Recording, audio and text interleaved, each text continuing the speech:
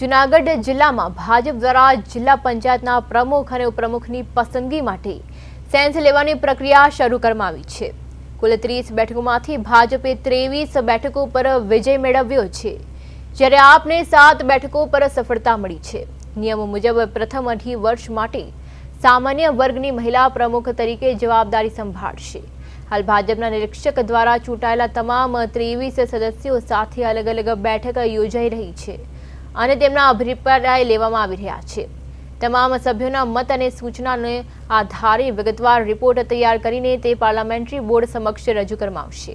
પક્ષના સૂત્રો મુજબ આવનારા દિવસોમાં જૂનાગઢ જિલ્લા પંચાયતને મહિલા પ્રમુખ મળવાની શક્યતા લગભગ નિશ્ચિત માનવામાં આવી રહી છે, જેના કારણે રાજકીય વર્તુળોમાં નવી ચર્ચાઓ શરૂ થઈ છે।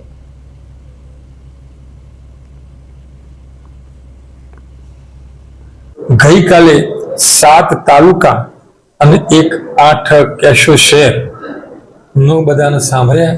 ઉમેદવારોનું ખૂબ તંદુરસ્ત રીતે નિકાલ સાથે બધાએ પોતપોતાની રજૂઆત વાત કરી અને શાંતિથી અમે બધાનો અભિપ્રાય લીધો, સેન્સ લીધો છે। દરેક તાલુકા પત્યા પછી તરત જ અમે સંકલન પણ કરતા એ રીતે કાલનો દિવસ પૂરો થયો છે અને આજે જિલ્લા પંચાયતની અંદર સેન્સ પ્રક્રિયા હવે ચાલુ કરીએ છીએ।